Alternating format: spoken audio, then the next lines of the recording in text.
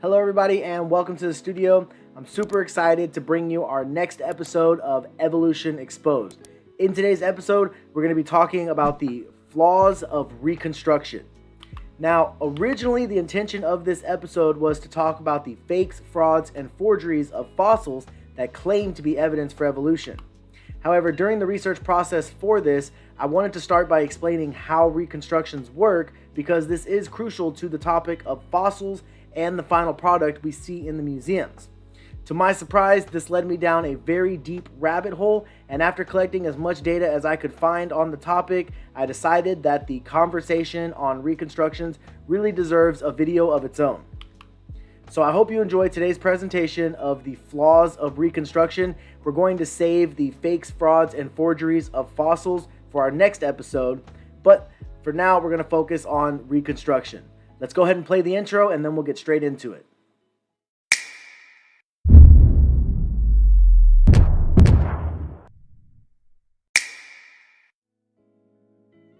Okay guys, we're going to go ahead and start our presentation with the question, what is Reconstruction?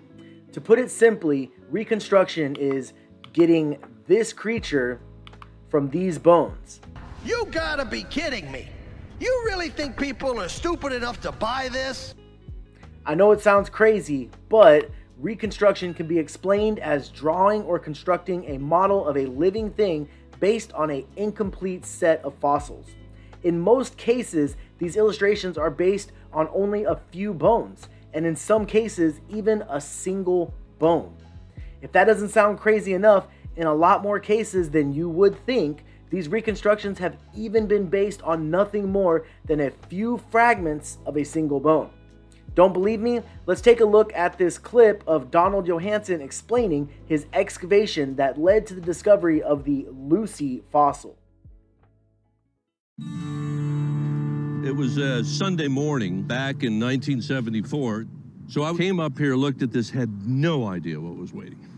It was right in this area, right here.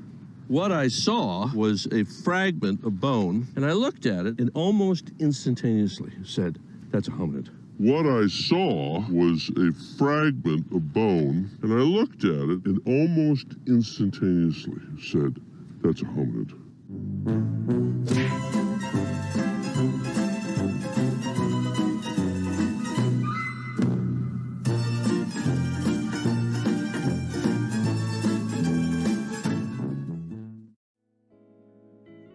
Alright guys, I don't claim to be a genius, but it doesn't take a genius to tell you that that little bitty bone fragment doesn't tell you much about the animal it belonged to. So we see that Donald Johansson was sent out excavating with the intention of finding something to prove the transition from apes to humans. He finds one single bone fragment in the location that was shown in the video, and then he says, well, that's it, there's the proof, let's keep looking for the rest. Keep in mind, he doesn't find the rest of the bones for his Lucy creation until he searches a cave more than 100 yards away from the site of the first bone fragment. That's more than the distance of a football field away before he finally finds more bones. So it's pretty obvious that these bones are at least from two completely different creatures. There is a lot more foul play involved to expose on this one, but we'll save that for our next episode on the series when we focus on each one of these iconic fossil frauds in much greater detail. So consider these clips that I'm about to show you a sneak peek into our next episode. There's a lot of questionable practices that go into all of these iconic evidences for evolution. So we should always be cautious when claims like this are made and investigate the details for ourselves before we accept it as true. But even as suspicious as the excavation process can be, the reconstruction process can be even more suspicious and intentionally deceptive.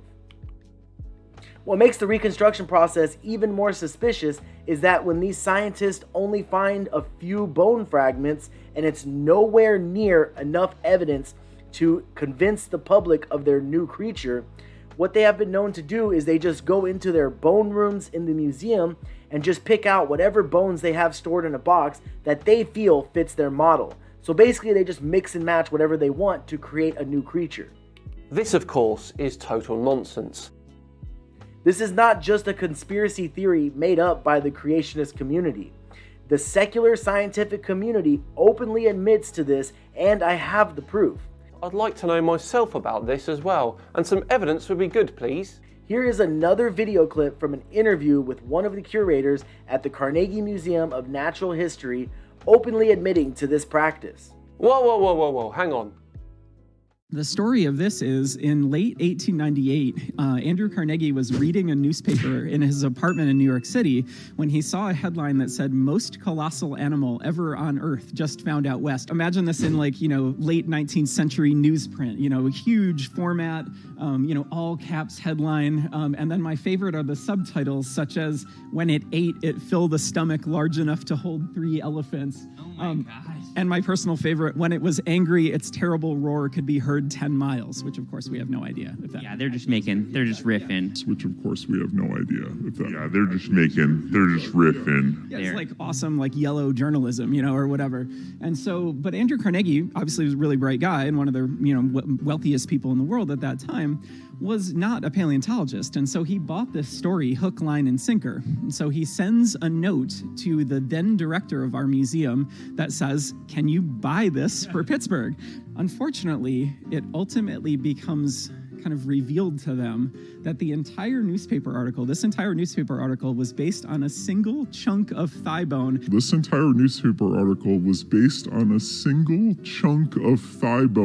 Happily, however, the discoverer of this supposed most colossal animal, William Harlow Reed, knew of other places in south central Wyoming where you could find dinosaurs. And so he led the Carnegie team around. And then in early July 1899, they found the first few bones of what would turn out to be about 2/3 of a skeleton of one of these giant long-necked dinosaurs. These are all called sauropods. They're the largest dinosaurs that we know of. So they collected everything they could collect of that, boxed it up, sent it back to Pittsburgh, came back to the same site in southeastern Wyoming the next year in 1900, and even better, found a second skeleton of the same kind of dinosaur lying next to the first one. Yeah. So when people come into the Dinosaurs in Their Time exhibition here at the Carnegie Museum of Natural History, when they look at the Diplodocus skeleton, they're seeing a skeleton that's about 90% original fossil. Every bone of that 1899 skeleton, the first skeleton of Diplodocus carnegii to be discovered, is built into the mounted skeleton upstairs, as are many bones of the second skeleton from 1900, the bones that filled in the missing parts, basically, of the first one.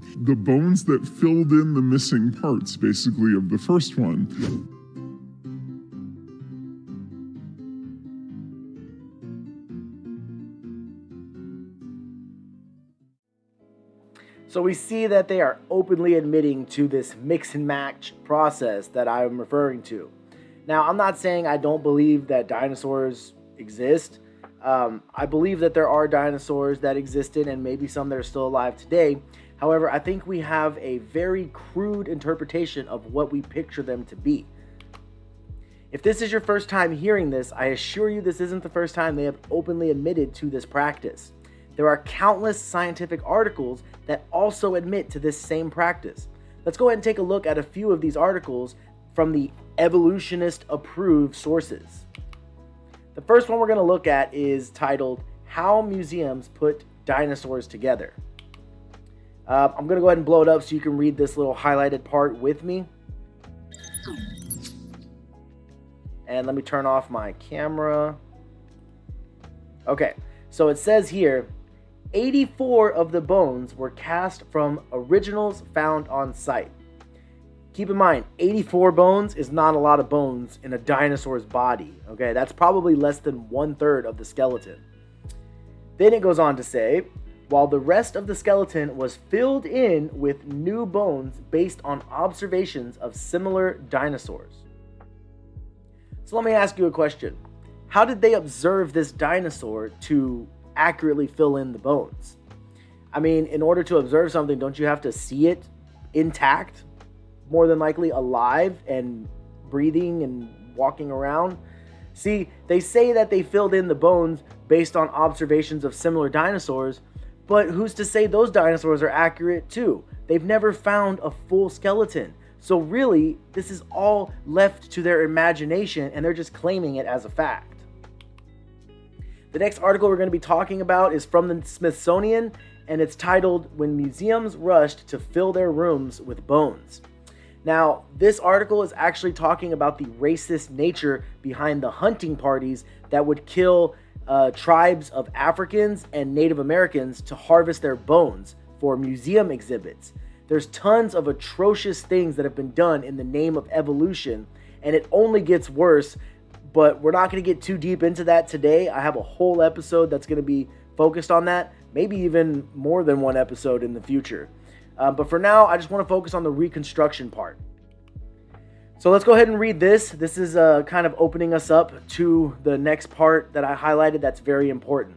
But first, let's get an idea of what we're talking about. In this part right here, it says, after arriving in Washington, the Dakota Man, which is one of the Native Americans that they killed for his bones, the Dakota Man's bones were placed on display in the Army Medical Museum, though details about any possible exhibit are murky.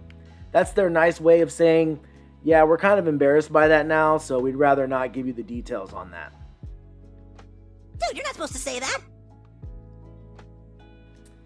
The skeleton was most likely used to teach visitors about an emerging field called comparative anatomy, a long-standing scientific endeavor to classify human races on the basis of physical features and appearance. So they made it sound nice and professional and not degrading by the way they worded it here, but back then they didn't see other ethnic groups of people as human beings. So there was no kind of civility to this process. But I don't want to get too deep down that rabbit hole. Here's the part that I really wanted to focus on. Let me turn off my camera so that you can read along with me. It says here, in some instances, bones were presumed to be similar enough to be simply interchangeable within racial categories. If the jaw was too broken, I wonder how that happened.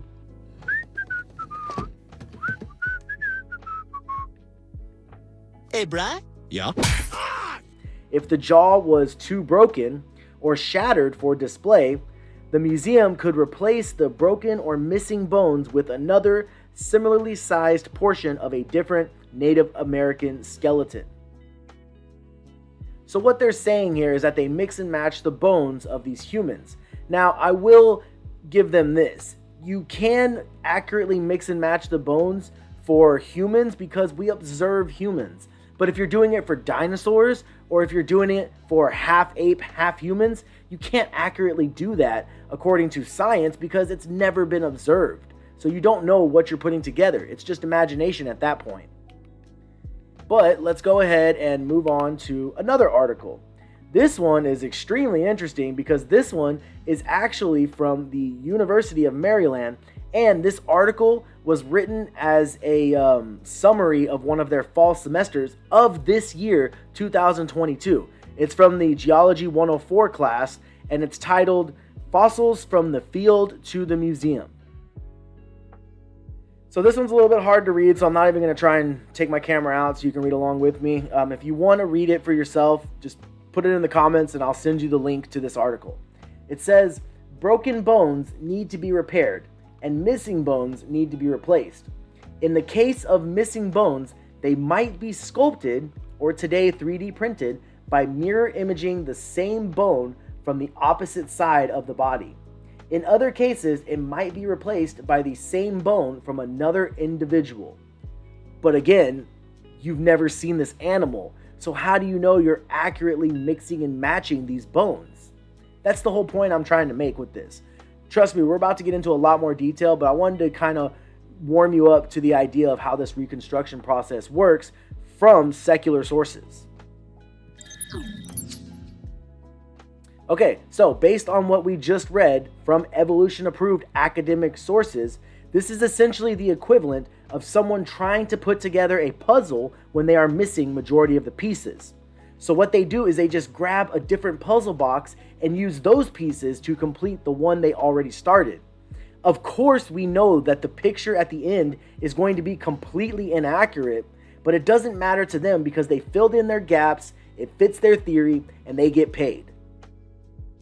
With that analogy, we should be able to see that at the very least, this is extremely inaccurate.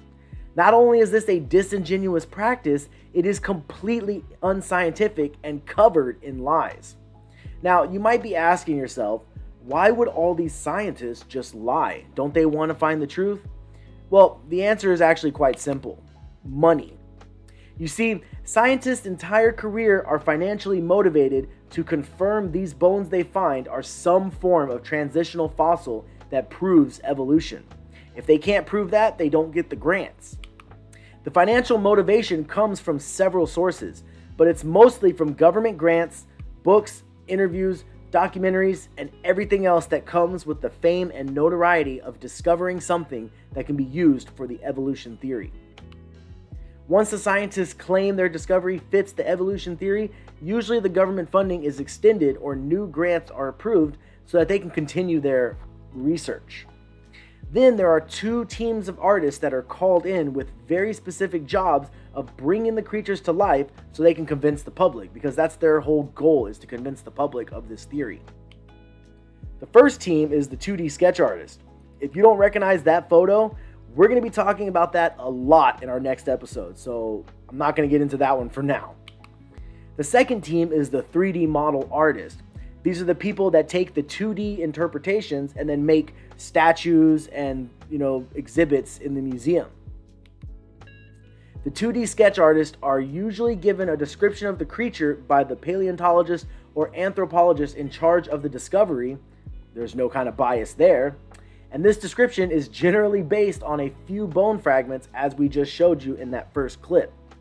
The obvious problem with this is that scientists cannot accurately describe the outward appearance of anything based solely on bone structure. This is because the most important factor for determining the physical looks of the eyes, ears, nose, lips, hair, eyebrow, skin, and so on is not based on the bone structure of the creature. In actuality, these features are directly determined by the soft tissue, which vanishes quickly after death. So without this soft tissue intact and fully preserved, there are no clues to the outward appearance of a creature, which means this simply cannot be confirmed as a scientific fact. Most paleontologists and anthropologists will admit to this when pressed on the subject, but since they have many financial incentives to promote evolution, they will continue to teach this in their class even after admitting it's not a fact. Here are a few quotes from David Pilbeam and Ernest Houghton admitting to these flaws. If you don't know who these 2 guys are, they were some of the most highly renowned anthropologists of their time that worked in the academic circles at Harvard University, a very accredited source according to The Evolutionist. First, we're going to look at David R. Pilbeam. He was a part of the Department of Human Evolutionary Biology, so I think he knows what he's talking about. At least in paleoanthropology, data is still so sparse that the evolution theory heavily influences interpretations.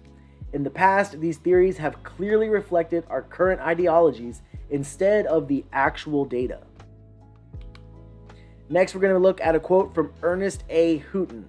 Now, I want to blow this one up so that you can read along with me because it looks like the letters are a little bit small from this angle.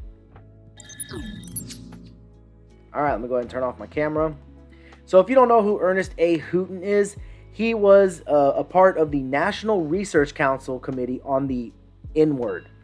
And this was at Harvard University way back in the day. He was a very open racist who encouraged the eugenics movement in America prior to World War II. But after the whole World War II thing went down, they tried to scrub all the evidence because they didn't want people thinking that we were promoting what the Nazis were doing in Germany. However, there's a whole nother rabbit hole that we'll talk about on one of our future episodes in regards to this. For now, let's just focus on what he has to say about the Reconstruction process. He said, "To attempt to restore the soft parts of the skull is an even more hazardous undertaking. The lips, eyes, ears, and nasal tip leave no clues on their underlying bony parts. You can, with equal facility, model on a Neanderthal skull the features of a chimpanzee or the lineaments of a human philosopher." So there you have it. He's openly admitting that this is basically whatever they want it to be. There's a lot of free room to kind of make up your own interpretations. Now that you have heard it directly from the secular sources, we should all be able to agree that this means the physical appearance of a reconstructed creature fully depends on the imagination of those doing the reconstruction. But for the sake of science, let's go one step further and put this to the test for ourselves. For this, we're going to look at an interesting project that was conducted a few years back as a joke by a senior concept artist at ID Software. The guy's name was Emerson Tung. He is most known for his design of aliens in the video game Doom, but he has all kinds of concept art projects on his professional portfolio. First, I'll show you the bone he was given. Then I'll show you his artistic interpretation of the bone. And finally, I'll reveal the actual animal it belongs to. So, for example 1 with Emerson Tung, this was the bone that he was given. This is a real animal skull. Can you guess what animal it is just from looking at that bone? Probably not. But here's what he drew. Now, this looks awesome, and I could totally imagine this being in one of his video games, but I'm pretty sure that's not the accurate animal for that skull. Let's show you what the actual animal is. A hippopotamus. So yeah, you can see that this isn't a very accurate process. After this hilarious interpretation went viral as a meme, another YouTube artist by the name The Harry Gold Show decided to attempt the same joke. He had people send in pictures of animal skulls, and he drew his artistic interpretations of these animals. He even created a whole biography for his fictional creatures with details like what they ate, where they lived, how they hunted, and so on. Let's take a look at a few clips of his interpretations and see how accurate they are. So let's say that as per the memes, there's a paleontologist from the future here, or from another planet. An alientologist, if you will. If he were to dig up this skull of a creature he doesn't recognize, he might look at this mildly distressing critter and say, well, we're clearly looking at a particularly vicious dinosaur here, a cousin of the modern alligator. It used its unreasonably long snout to reach into the burrows of small animals, and by dint of those bloodthirsty looking fangs, it would eviscerate and devour the unfortunate residents therein. The bones that look like petrified cabbage must have been part of a decorative crest used for attracting mates and scaring off predators. This crest also serves the purpose of shielding this dinosaur's eyes from harsh daylight, so we can infer it was a largely cave-dwelling creature. We have dubbed this Ceratosaurus cristata, which approximately means crested murder lizard in Latin. And of course, the dinosaur this skull belongs to is... a river dolphin.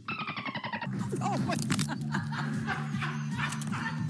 Am I having a tease? I'm sorry, I didn't see that coming. Here's one that'll throw our alien buddy for a loop. Seeing what is clearly a primate skull with a cavity central to its face, the only reasonable conclusion is that planet Earth was once inhabited by a race of cyclopses. One may infer that they evolved parallel to the ancestors of man, and what it lacks in depth perception, it makes up for in matted thickness of hair and leathery coarseness of skin. The two protruding canine teeth suggest an omnivorous diet, designed for chewing fish, mammals, nuts, berries, and basically whatever it damn well feels like. The bony plate above their upper lip clearly indicates that they were in the habit of headbutting each other with their faces in order to settle disputes. Let's call it Homo unoculus. We just might not mention to our paleontologist, not wanting to hurt his feelings, that the monstrous being this skull belongs to looks kinda like this.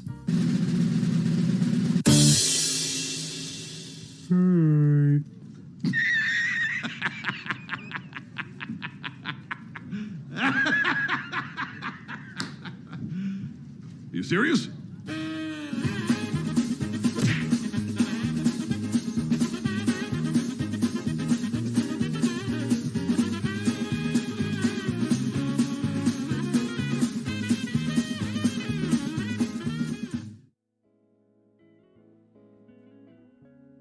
Needless to say, this was a hilarious video series by The Harry Gold Show, and I highly recommend you go watch it on his YouTube channel. I'll put the links in the description if you want to go watch those videos.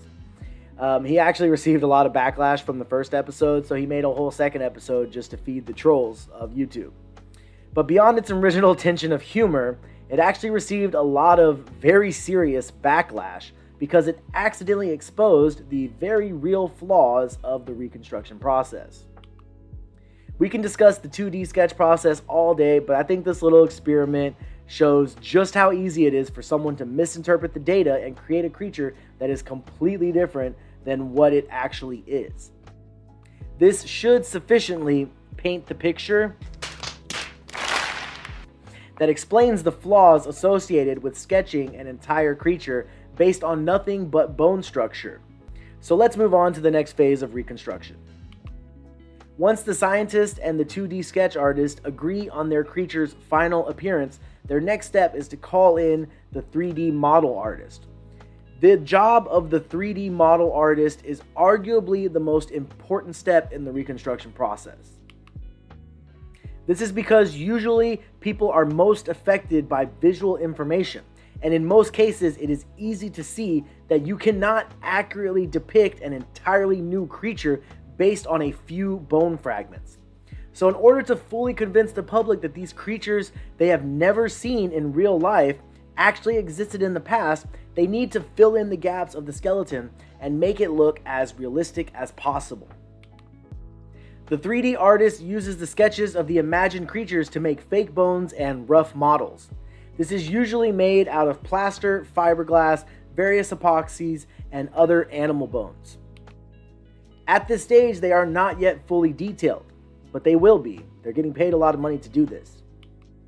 The 3D artist will use strips of burlap soaked in plaster to jacket over the fossils, and then they apply a tissue separator to keep the plaster from direct contact with their bones. The soaked burlap strips are laid on until it is totally encased in a protective mummy-like coating ready for transport. Where are they transporting it, you might ask? Well, once the 3D artists complete their skeletal mount, the fake bones are transported to fossil factories, at which point they are fully fabricated with great detail to be prepared for the exhibits. The most popular fossil factory in America is probably Bone Clones in California, but the largest and most well-known globally of these fossil factories is Zygon Dino Ocean Art Company in Sichuan, China. Wait a minute. That can't be right. Here is the website for Bone Clones Inc. And if you go through, you can actually find their menu where you can basically get any animal you want, real or never seen before, created to look very realistic. This is one of the advertisements for Zygon Dino Ocean Art. Because they're in China, they don't have a direct website that we can access in America, but you can still contact them and order all kinds of different things. Part of their menu consists of animatronic dinosaurs, fiberglass dinosaurs, skeletal mounts, fossil replicas, dinosaur costumes, and then down lower on the list, there's actually one that's labeled ultra realistic dinosaurs. Those are the ones that the museums pay them a lot of money to make. I just realized that for 23 years, I've been living a complete lie. These fossil factories provide natural history museums with ultra-realistic dinosaur skeletons made from real bones. Chicken, frog, dog, cat, horse, and pig bones are melted down and then mixed with various glues, resins, and plasters to mold and fully fabricate the missing pieces of their assigned creature. Then they add details like cracks, scratches, bone ridges, and texture. Most of these details are done by making intentional small cracks in the mold and then filling them in with paper mache or plaster mixed with dextrin, which is a starch substance that creates extra hardness to the plaster and provides the fossilized bone-like quality. Once the fossil factories are done with the detailing process, they are stained to fit the colors of what the fossils are expected to be at their dated age, which we're not going to talk about that in this episode, but there will be a future episode on carbon dating. And then they are prepared for transport back to the museums for their public exhibits. Most people don't know that every single reconstruction that has been done in the past 150 years has been carefully curated and prepped with the intention of deceiving the public into thinking that science validates the idea of evolution. To this day, we have yet to find concrete fossil evidence to support evolution. We have never found a fully articulated fossil skeleton. They are always broken into fragments with missing pieces.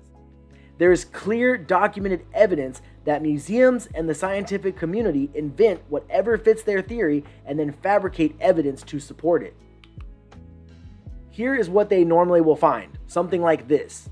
And then it turns into that. And then they call it science. So that's it. Don't question it, right? That's not science. It is, and just let it go. It's not science. I said let it go. I'm just taking. Another interesting point to consider is the soft tissue. I want to go back to this one again. Remember that all scientists, creationists and evolutionists alike, agree that the soft tissue is the only factor that determines the physical appearance of the living creatures. Yet we never find well-preserved tissue on fossils, or so we are told by the scientific community.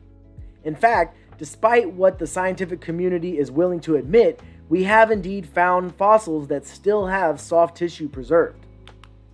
Here's a perfect example. Let me go ahead and blow this up in case you want to read the little mini clip of the article. So up here at the top, it's talking about how scientists found soft tissue in what they claimed was a 75 million year old dinosaur. Soft tissue will never last that long, I promise you. But let's read what they had to say. In 2005, Mary Schweitzer of North Carolina State University found collagen fibers in the fossilized leg bone of a T-Rex. Such discoveries are rare indeed and have previously occurred with only extremely well-preserved fossils. So in this article, they admit that it has happened more than once.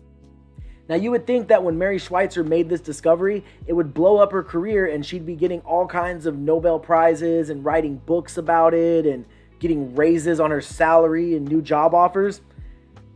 That's not quite what happened. It did blow up her career though, but in a completely different way. In 2005, when Mary Schweitzer found the soft tissue in one of the dinosaur bones she was studying, she concluded that it could not possibly be millions of years old. She was almost fired for coming to this conclusion. And because of the pressure from her university, she had to retract her statement and come up with an answer to how this could possibly last millions of years. This is an obvious problem because scientists are being forced to think only inside the box of evolution. Not only that, but if they don't cooperate, then they are threatened with termination, blacklisting, and in some cases, even the safety of their life. In all cases of soft tissue being found in fossils, they are either dismissed as fraudulent or as contaminated samples, because it is common sense that soft tissue cannot last millions of years. So the one thing that could be used as real solid evidence for the physical appearance of these creatures is openly ignored by scientists because it directly affects their evolution timeline. As you inspect the facts for yourself, it should become more and more obvious we are not dealing with people who want to discover and teach the truth of our Earth's history. We are dealing with people who are getting paid lots of money to push a very specific agenda and suppress anything that goes against the narrative. This is not science. Science is the pursuit of knowledge. Our current academic system doesn't want the truth. They want to force their religion down our throats. The goal is for you to believe in evolution, dismiss God as the creator, and never question the narrative. This is, by definition, propaganda. Because of this obvious attack on God, I will never stand down from this fight, and I will not be silenced. This is the front lines of the spiritual war between God and Satan, and because of that, nothing will stop me from exposing the lies of evolution. There is a whole new generation of creationists taking a stand for the truth of creation, and with the technology available to us now, we can pick apart every single one of these falsehoods without even breaking a sweat. We know the science is on our side, and evolution loses its deceptive grip on the public more and more every day. People are starting to wake up to the truth and see for themselves that they have been lied to this whole time, and they are not happy about it. It's only a matter of time until science is freed from the grips of this pseudoscientific religion of evolution and finally being used in its proper context, to glorify God for his creation. If you are new to this channel, I hope you enjoyed this video because I had a great time putting it together for you. Please make sure to like this video, hit the subscribe button for more content in the future, and comment on this video with your opinions. Whether you're a creationist or an evolutionist doesn't matter. I look forward to reading your comments either way. Keep in mind, the comments that are vulgar, disrespectful, or off topic from the conversation discussed in this video will be removed. Nothing personal, but I'm not going to allow people to spam my comment section with things that are not appropriate or on topic. Also, don't forget to read the description of this video and follow my other social media platforms. I have plenty of projects in the works right now, so it shouldn't be long before I have another video posted for you guys. But as for this session in the studio, that's a wrap. Thank you and God bless.